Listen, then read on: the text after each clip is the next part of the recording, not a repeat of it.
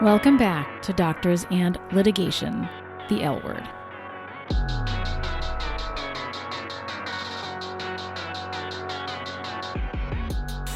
This is a special episode to talk about the RaDonda Vaught verdict.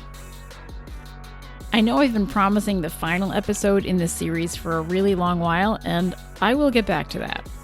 But in the meantime, I have gotten a lot of correspondence about the recent RaDonda Vaught verdict, and I'm recording this in April of 2022, so Ms. Vaught has not yet been sentenced.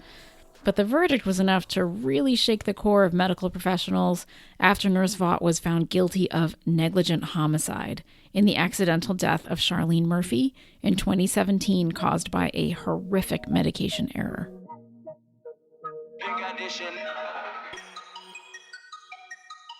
As you know, medical malpractice cases are normally handled in civil court, where it's money on the line, not jail time. Sometimes the state might get involved and a healthcare provider could lose their license.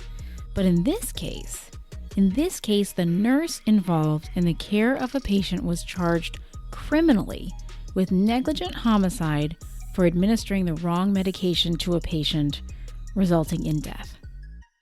This is a horrible, horrible case, resulting in the death of a patient and the unfathomable grief of a family who knows their loved one died a terrible, preventable death alone. But the question is resounding through medicine now. Is this the start of the criminalization of unintentional medical error and adverse events?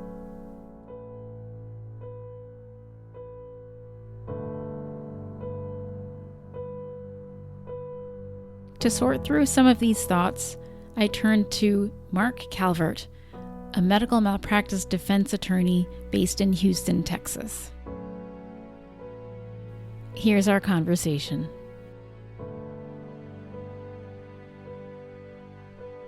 Marc, thank you so much for coming to talk about this with me today. You want to tell the listeners a little bit more about yourself? My name is Marc Calvert.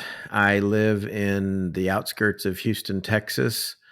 I went to the University of Texas Law School and got out in 1987 and have been defending healthcare providers ever since. So this is my 35th year. I believe that healthcare providers are the greatest profession, with physicians leading the pack, and it's my honor to be able to help them and defend them and guide them.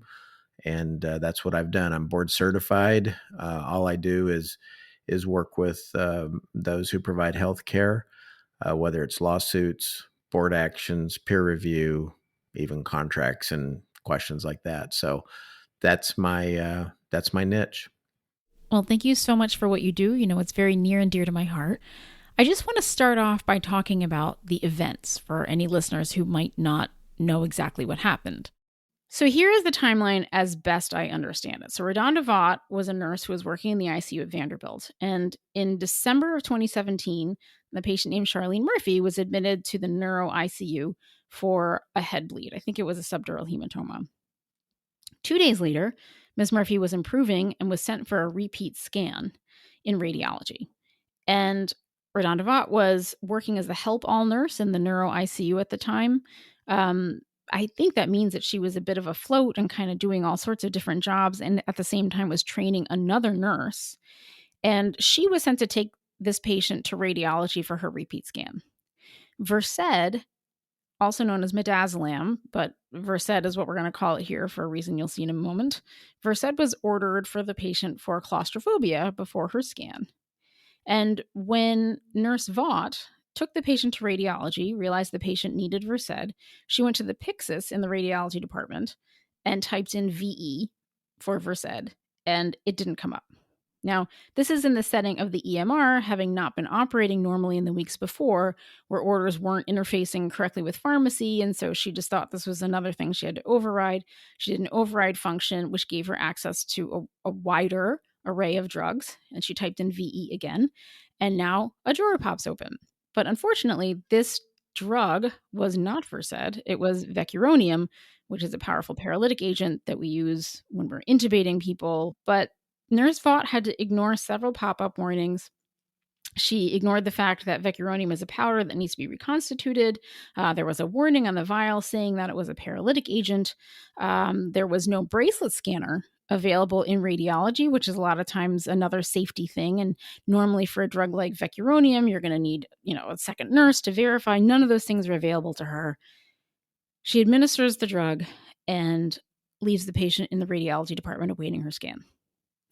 And in the interim, Charlene Murphy, who was administered a dose of a paralytic agent, totally unsupervised, stops breathing. When the radiology tech comes to get her for the scan, it's apparent that she is pulseless and apneic.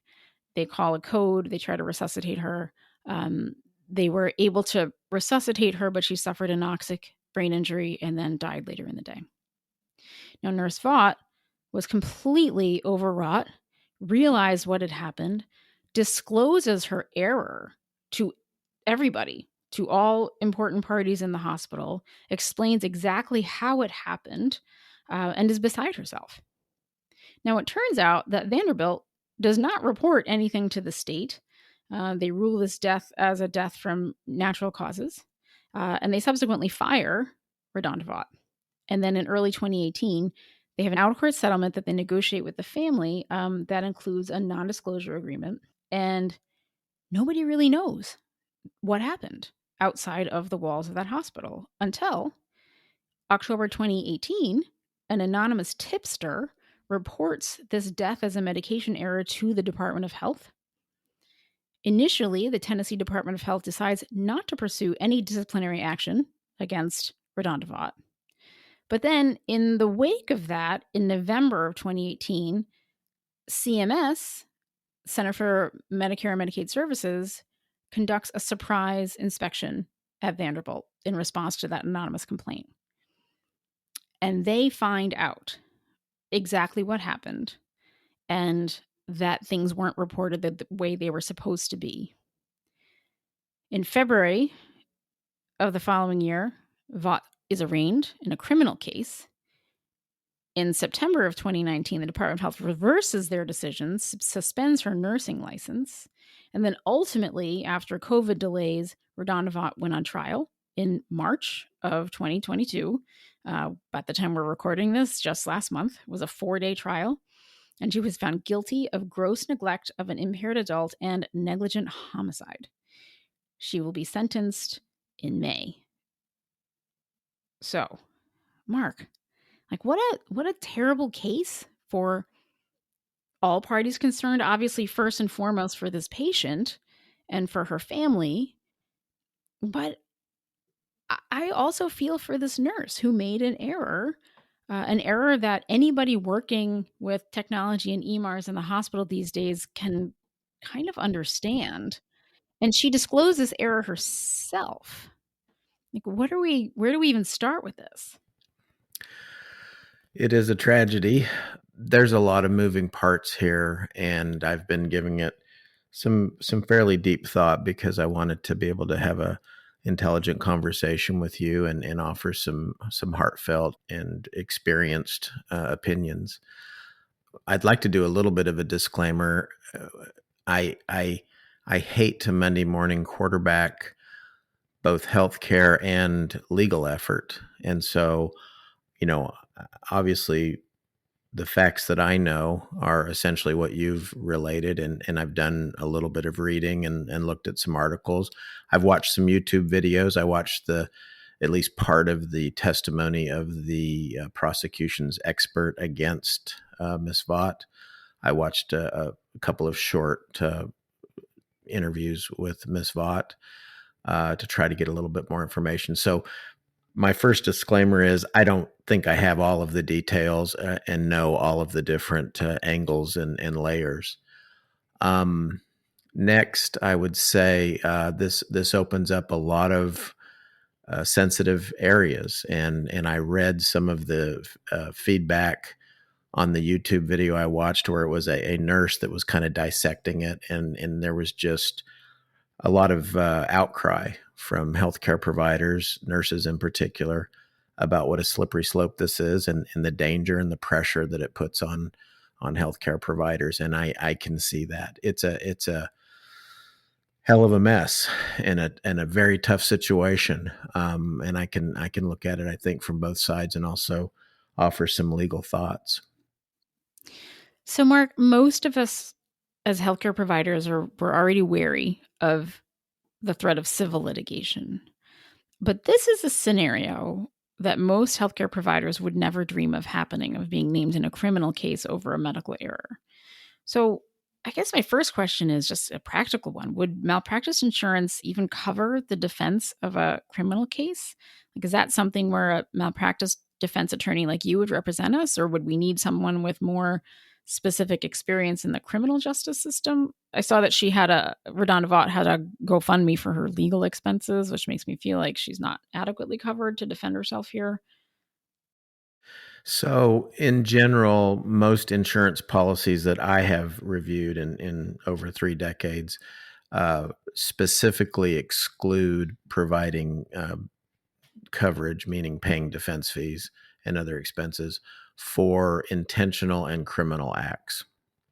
So, for example, I've handled a lot of cases over the years where there's been some boundary violations, and the plaintiff's attorneys have to be very, very careful, because if they plead the case as some kind of intentional act, say a sexual interlude or even assault, it can move it out of being covered by the insurance. And that's for them to receive money. So the fee part of it, the question you're asking is, hey, if we have a criminal charge brought against us, will our medical malpractice insurance pay for the attorney to defend us? And I think the answer is almost always no. They're not going to cover that. I've had a couple of recent experiences where that's come to pass, and there's kind of a criminal angle to the case that's being pursued. A couple of high profile cases, actually, that are pending right now. And they specifically asked the carrier who was paying my bill to help them in the civil case. And they said, no, we're not going to pay your criminal defense attorney that you need to retain to handle, dealing with the grand jury and the parallel criminal investigation that's happening. So that poses a big problem, because when you've upped the ante like this, and this is high stakes poker, when you move into the criminal realm, uh, particularly for a nurse and maybe for most doctors, but this can be a hemorrhage on personal finances, and you just almost run out of bullets to be able to fight this battle. And so that's kind of adding insult to injury. She probably had exhausted money. Wow. So are you hearing from defendants or providers who are worried about this? It sounds like you have some cases that have sort of not parallel cases, but you've got some cases with overlap. Like, what is the medical malpractice defense legal community saying about this? I think that there's a bit of a continuum. Certainly, healthcare providers are worried about it and a bit outraged, very sensitive about the environment that they're called upon to work in, the situations that they have to constantly be in, and that mistakes happen, and it shouldn't move into the criminal realm. I have, had some folks tell me they thought that this was grossly out of line, and that if there is anything that should bring a healthcare provider into the criminal court, it would be this or something near it. Mm. And certainly, lay people, you know, I've had some experiences in the last several years, losing my parents, lost my brother-in-law about 6-8 months ago, and the care was not very good. And so I am an advocate for healthcare providers. I think it's the best profession in the world, but I'm not a homer for bad care. Mm. And really, the balance that I want to strike here is that, no one is above the law. And even though work circumstances can be challenging and difficult and pressure packed, and the institution has all kinds of inadequacies, and the expectations are too high, and there's too much to do, um, I don't think that gives a get out of jail free card when there is a significant level of gross negligence. And so, just as a layperson, as a patient, as someone who's watched healthcare providers, and I've seen the good, the bad, and the ugly, I think while I understand the pressures, I also think that um, the you know the mantra of first do no harm comes to mind, and uh, all those who are entrusted with caring for someone and have some powerful drugs or instruments or procedures that can do harm.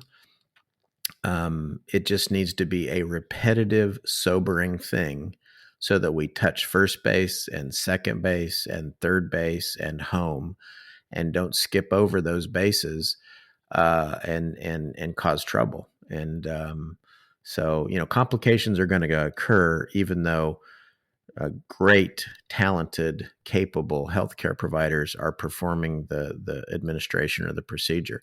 She could have given her Versed and she have an allergic reaction to it. I mean, those kinds of things happen.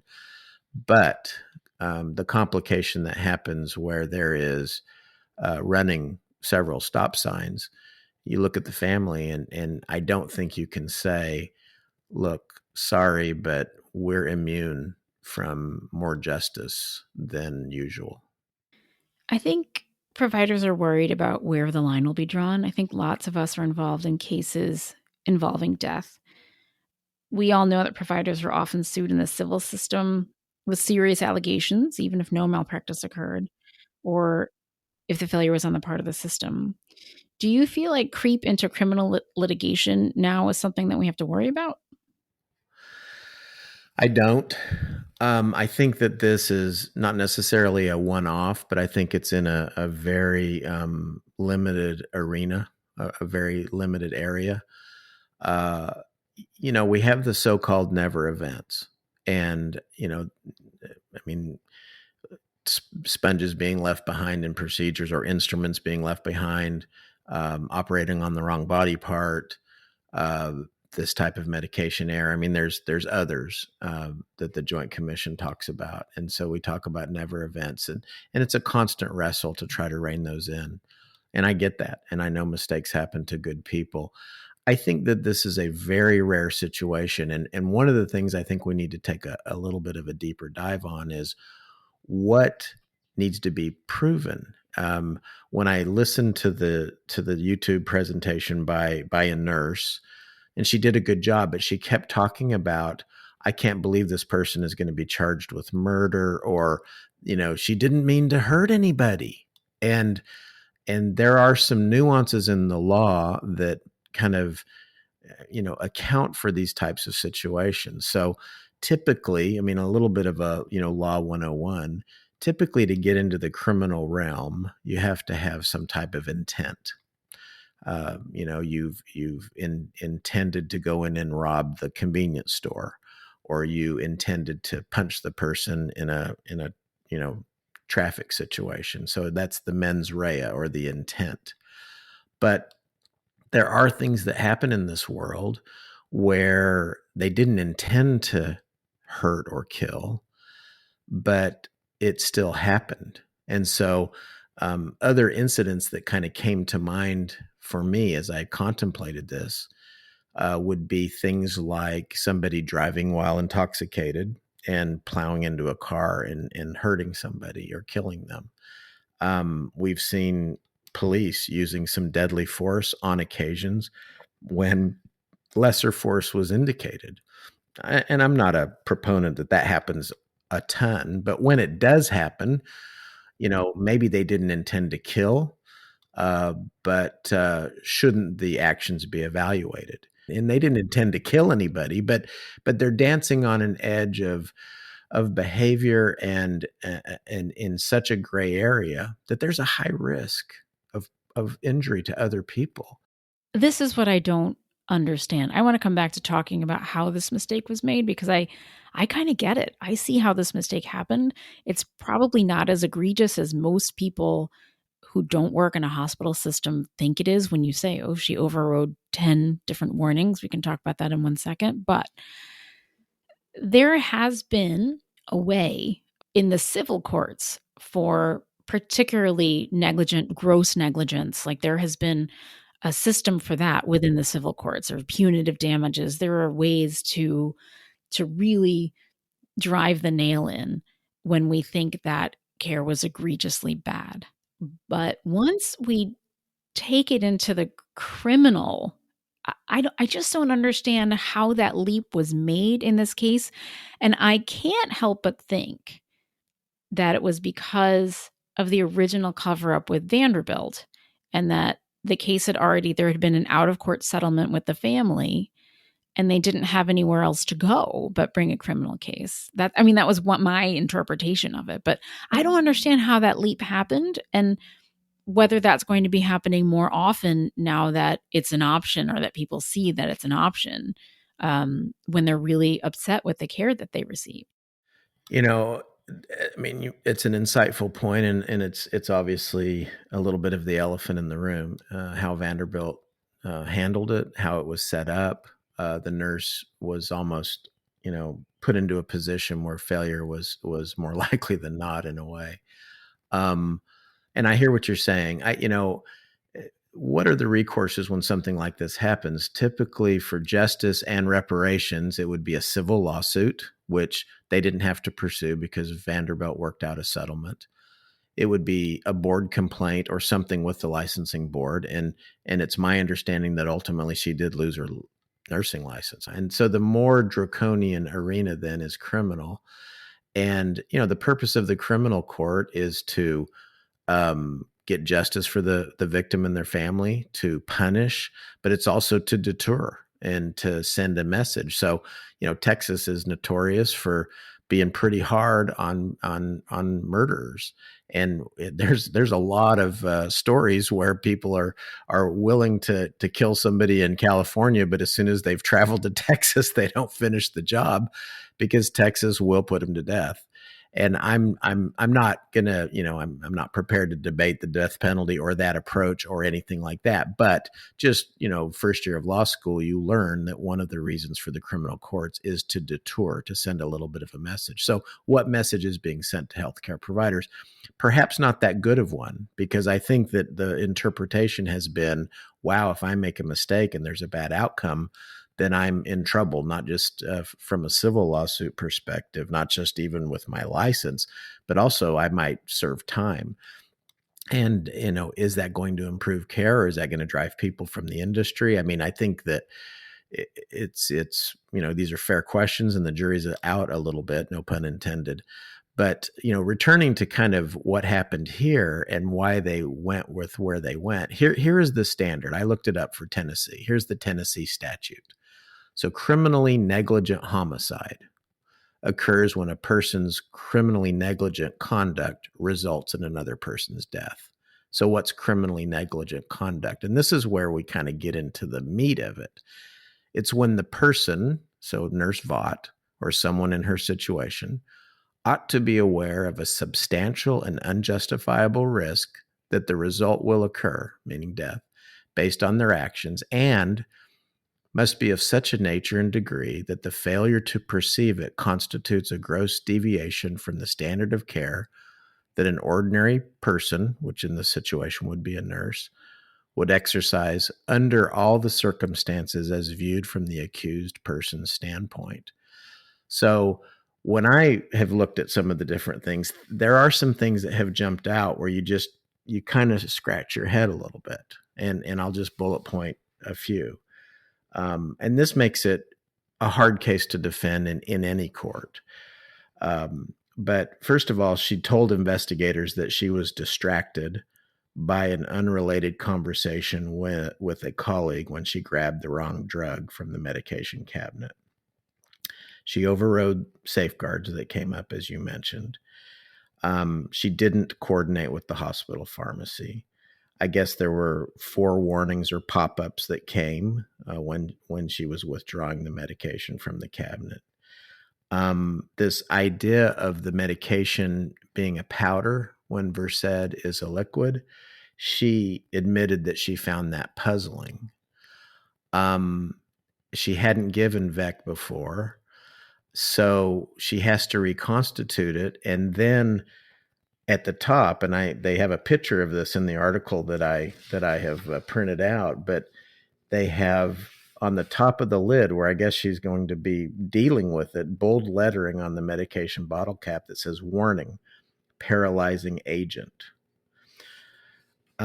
So what we have to do is take the legal template and basically reduce it to this: would a reasonable nurse have acted this way, or would this be a gross deviation from what an ordinary nurse of reasonable prudence would have done?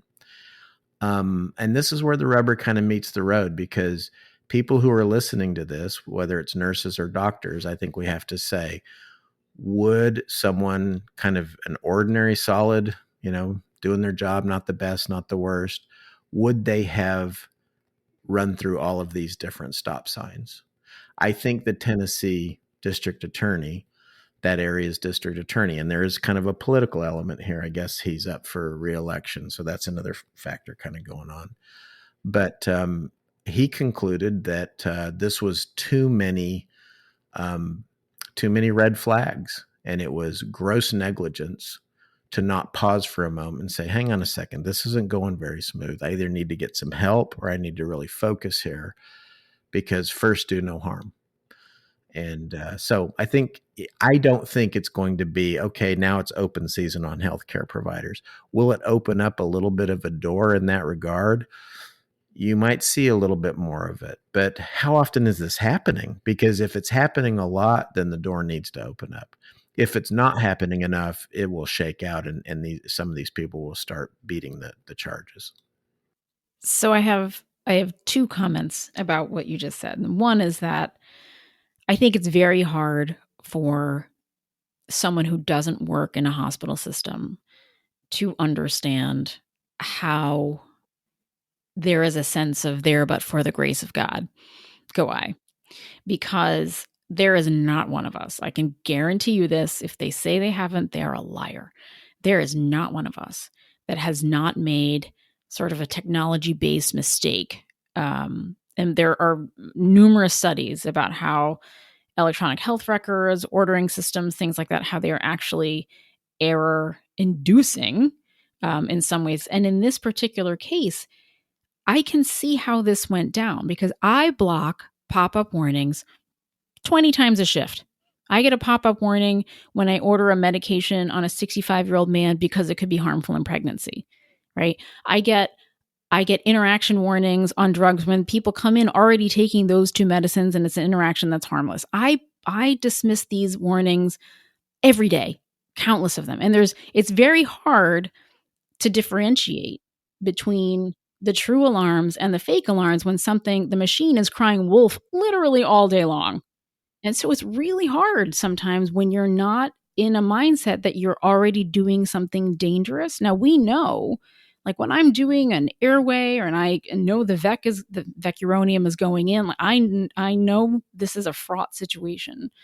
For this nurse, giving a little bit of Versed, like a small dose of Versed before a procedure, that to her probably wasn't anything that was ringing any bells. And so she probably was talking to the training nurse or doing other things and saying in an unfamiliar environment, saying, oh, this is weird. I got to do an override here. We've been overriding things all week. I'll pull this thing out. Oh, I guess in radiology, they don't have liquid Versed. She clearly made mistakes. Mm-hmm. But did it rise to the level of a gross deviation from the standard of care? And did it rise to a criminal level? Yeah, that's the $64,000 question. I hear what you're saying, and I would have actually liked to have defended her. And there's some things. It seemed to me that she had skilled counsel, so I'm not casting any dispersions on that. But there's a couple of key things here.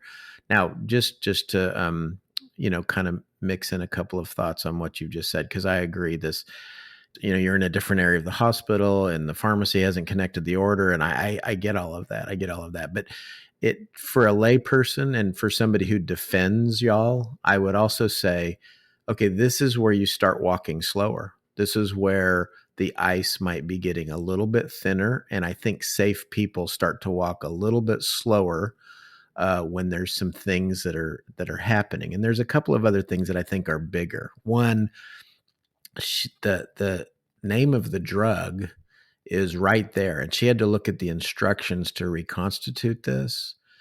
And uh, I watched the testimony of one of the other nurses from Vanderbilt, and the prosecuting attorney got her to say, yes, she should have seen the name of this drug. It's right next to the mixing instructions. Next, the fact that she was having to mix it. And then on the lid where it says warning, this is a paralytic agent. To me, I get the, overlooking the pop-ups or whatever, but the ice is getting thinner and thinner, and it's just the sheer weight of warnings where I think a reasonable nurse at some point would say, hang on a second here. This isn't going very smoothly. And I think that's the slippery slope. Is she may well have been behaving as, in a proper way. And I'll offer a little bit of a defense, some ideas for defense here in a second. But I think most reasonable nurses probably would have caught this, and that this wasn't just kind of a mistake, but this was a series of mistakes that are kind of, as I've looked at it, start to border on a little bit inexplicable. How do you have this many where there was just warning sign after warning sign? So a couple of things on the defense, which, and these are things I noted just from articles and other things. If you YouTube it, you can see some of the different testimony. But here's something that's really important, Gita, and it really was like a neon sign for me as an attorney who defends y'all. And that is, Nurse Vaught decided not to testify in this trial. And I think that, I don't know what her state is. She seemed to be able to give, an interview in the foyer of the courtroom, coherently, and obviously had talked to the nursing board and investigators, et cetera, et cetera. I think it was a huge blunder for her to not testify in this arena. Now, I'm not a criminal defense attorney, and it's vogue and chic for criminal defendants to not testify. But let's be honest, when you've got strangers on a jury and you don't step up and give any explanation, to cry, whatever you need to do to humanize yourself to them, that's potentially a real strike against her being able to overcome this. So I think that says a lot. The next thing is, I don't know the degree of expert support that she had, but there's a couple of important things. First of all, I would, even if it was a long shot, but I would have tried to develop the notion that the VEC did not cause the death. There was some question of that. And it looks like the defense attorney did get somebody, I think it was a neurologist from Vanderbilt, to be able to say that it's possible that her underlying condition, that it did cause the death, and that this small amount of VEC did not. I would have played that up more, such that it would be an appellate point, meaning if you didn't cause the death, then the criminal negligent conduct didn't cause the death. And I would have really tried to emphasize that more.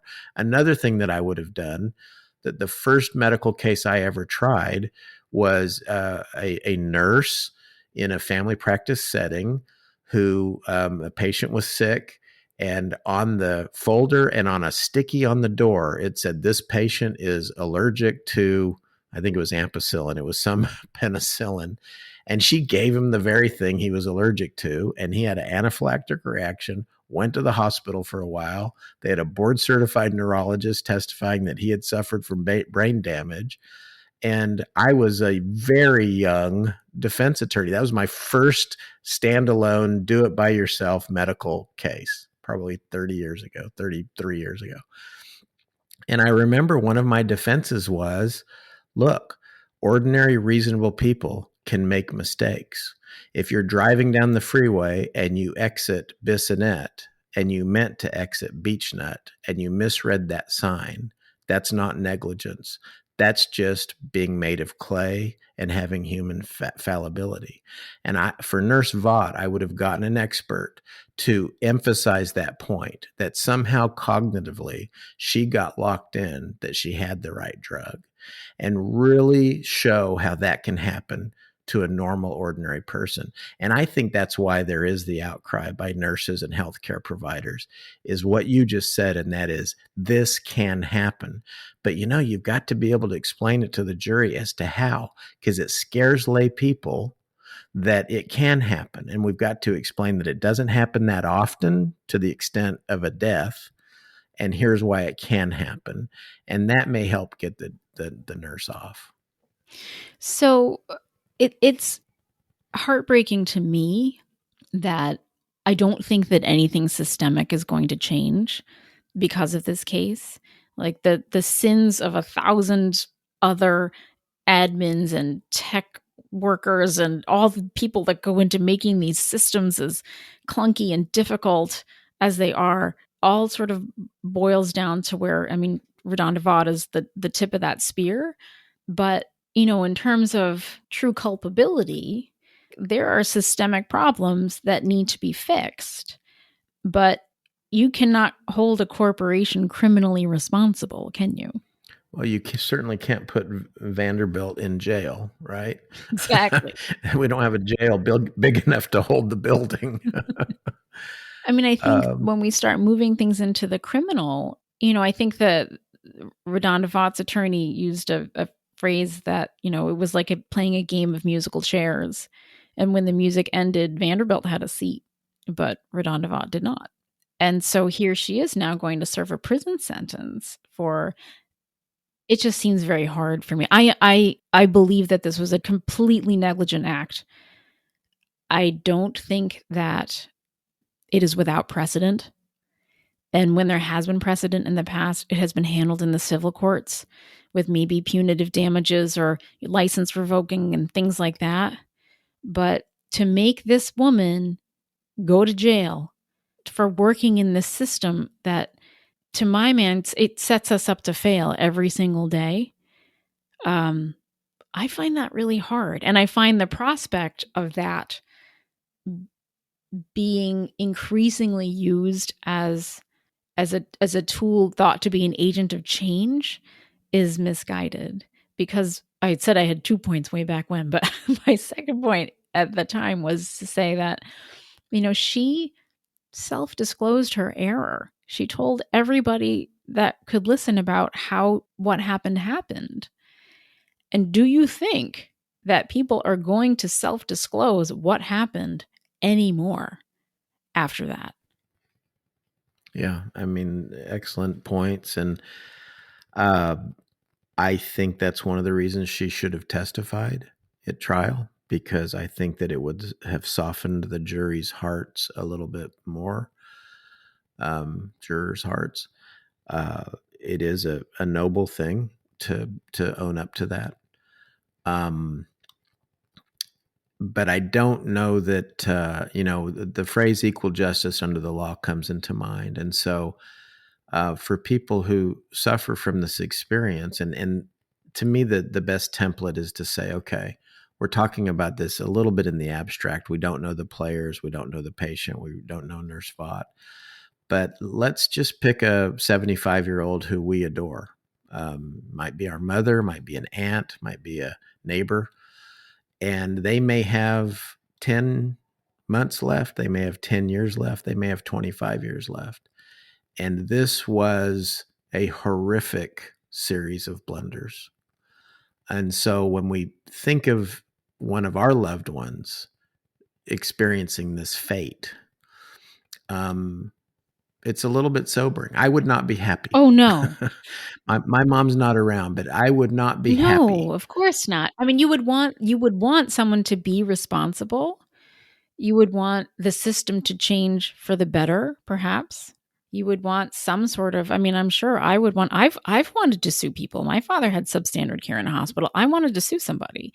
The only reason I didn't is because his outcome in the end was okay, but I felt like I would have had grounds. I know that feeling. I would want to pursue it in the I mean, maybe I'd be so angry that I wanted criminal charges, maybe, but I feel like we have a system set up for this. And Yep. to now bring it into the criminal now, I think it's going to have a very chilling effect on safety culture in hospitals.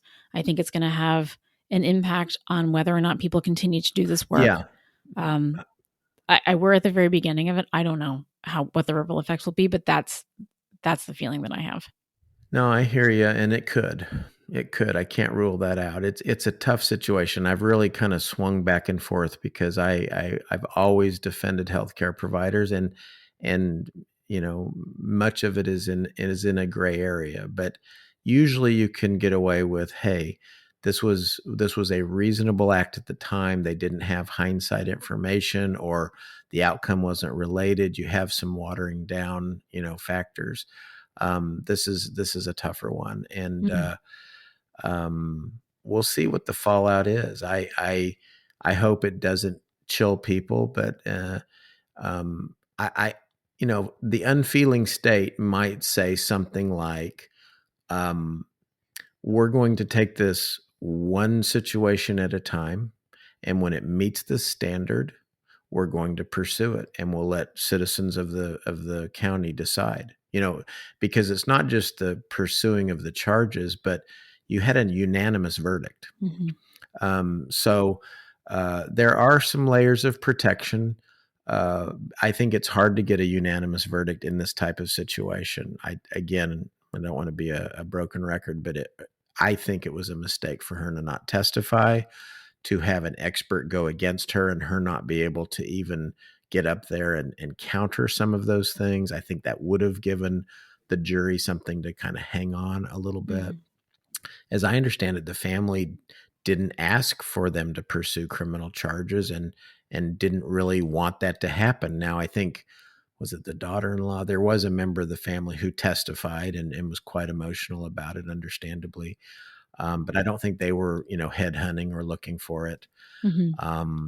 It's just it's a very challenging situation. And look, the other thing I'll say is this. I mean, I guess I'm not the prototypical defense guy, but the system with respect to Vanderbilt and a ton of other places, and I'm not from Tennessee, and I don't know really anything about Tennessee, but I've always heard Vanderbilt was the Harvard of the South and that their medical system was great. And so we're not talking about some quacks down the street. So it's concerning that they have some systemic issues, apparently. I think those are all over. I mean, I'm in the Houston, and we've got the Texas Medical Center, which is a preeminent place, and I've seen the sausage being made there too. So this is kind of the way it is a bit. I don't know. I think the bottom line is, I'm not a Hyde-Ashbury, hippie or anything, but I think it boils down to money. I think that that is creating a crushing pressure on healthcare providers, is this machine and the speed of action and the demands and having to pull rabbits out of the hat all the time. I mean, you're like a soccer goalie, and you have, on a shift, you may see, let's say you see 30 patients, and you make 29 great saves, and then there's one that you miss, and you're a negligent doctor. I mean, it's just grossly unfair, but they're coming at you fast and furious, and there's equipment issues and there's staffing issues. And I get that the setting is almost unworkable. It's gotten to almost an unworkable stage. I think it relates to money, and I think it relates to human fallibility. I just know that individual healthcare providers have to take a moment. They have to figure out how to document charts appropriately without taking all the time in the world. They have to be focused and on their A game when they're clocked in. And I just I've dealt with a lot of healthcare providers who are regularly having problems, whether it's lawsuits or board issues.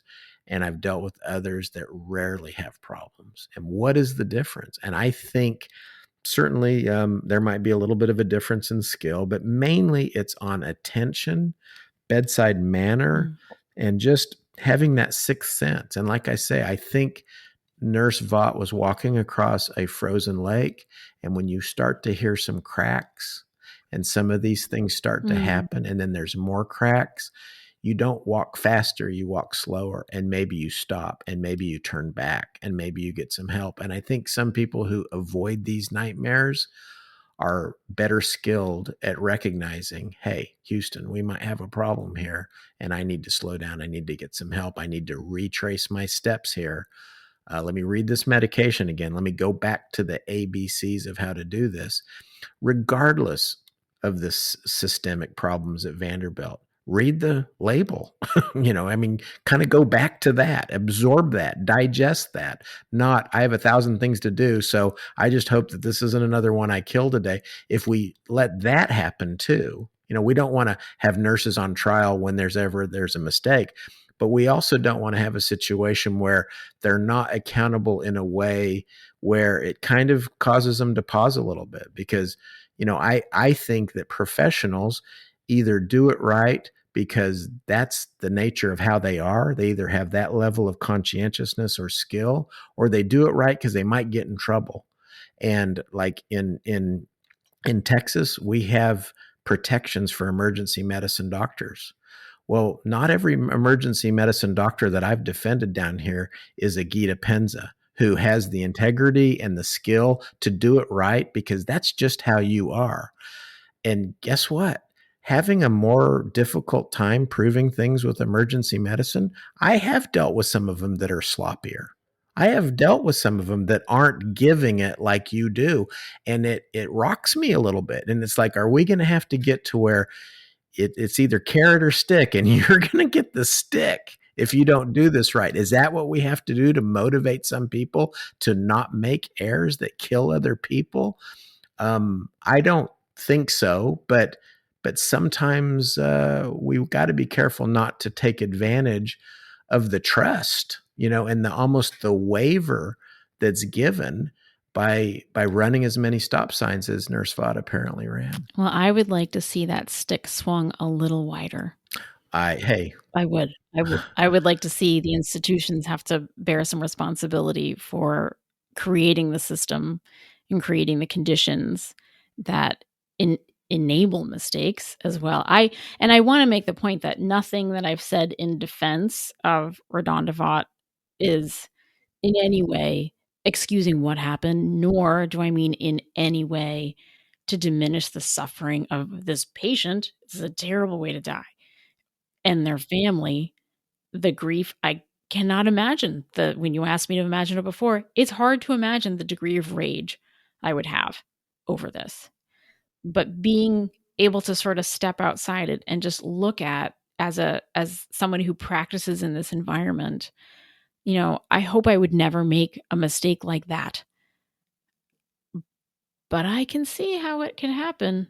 Yeah, it is there, but for the grace of God go I. It is. I'm sympathetic to it, and that's why I would have liked the shot to help with her defense, because I would have said, "Oh no, you have to testify. I know it's stressful, but they have to see that you are a good person, and that you regret this, and that you have an explanation for it, and then bring in a couple of experts to back up that notion that sometimes there's a cognitive sticking point, and unfortunately errors can happen, and get some mercy here." I think, I don't know how the judge will be. I don't know what's going to happen. It seems like it's a little bit of a political hot potato, but I'm hoping that she would get something like maybe probation or something that's somewhat minimized. I don't think she deserves to go to prison, for 10 years or anything like that. So let's hope. Let's hope for that. The other thing that was mentioned was, the option of, the civil lawsuit and then the punitive damages. Most insurance companies don't cover punitive damages. So it's on something that's grossly negligent. They don't cover gross negligence for the very, reason that this could break the bank, and so many times the family is somewhat stuck in that regard. But reading between the lines here, it looks like Vanderbilt did a little bit of a sneaky, and I'm not trying to be holier than thou, but they tried to navigate through the raindrops, and a whistleblower caught them. And so it makes you wonder actually how often these types of things happen, where really the nurse voicing and speaking up, good for the nurse, but it doesn't change the systemic problem, because the institutions are dancing around it and trying to get away with it, or trying not to report it. And I know that brings a lot of pressure on them. And I'm speaking very openly and candidly to you, but it's not going to get any better if we don't get, a little more integrity in these setups. And that frankly may mean less money, because I think that's driving the pressure. I mean, when I give speeches to doctors, I show that picture of I Love Lucy, where she's working in the candy thing and cannot keep up. And the treadmill is, yes, The they're chocolates falling are off, and falling she's off, eating but yeah. them and putting them down her shirt and in her hat. I feel like all professionals are kind of at that level, and it's just more and Yeah, but more when and the more. chocolates are people and something terrible happens when you drop one. Yeah. Yeah. And I mean, here's the reality. You guys have the heart in your hands, right? If I miss a deadline to designate an expert, I can try to figure out a way to cope with that. And ultimately it's money. But, healthcare providers have the beating heart in their hands. And so just the focus and the attention and the skill and the intolerance for error is there live and in color, because you see such a dramatic effect of it not being handled just so. And that's hard. And it's one of the reasons I admire y'all so much, is because you are in that arena, and it's the great quote from Teddy Roosevelt, the credit goes to the person who is actually in the arena, whose face is marred with sweat and blood and tears. And I love defending y'all when I can get in there and say they gave it their best.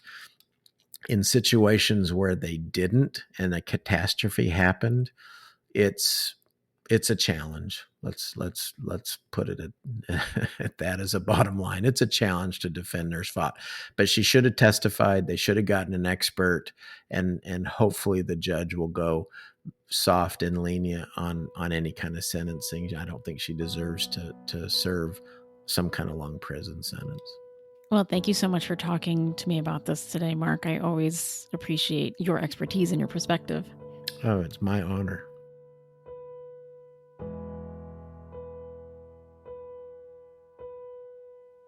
Thanks for listening to this special episode of Doctors and Litigation, the L Word, with one of my very favorite medical malpractice defense attorneys, Marc Calvert. He is always thoughtful and wise, and I hope you've come away with some insights from our conversation. As for the next episode, which was to be the final episode of this series, well, I'm not sure how many times I can record and delete one episode, but this is certainly my personal record. Life has changed a lot for everyone in the last 2 years, but this podcast and this work is moving more into the foreground for me, and I hope to get it out to you soon. Thank you all so much for your messages and the work that you do. Until next time.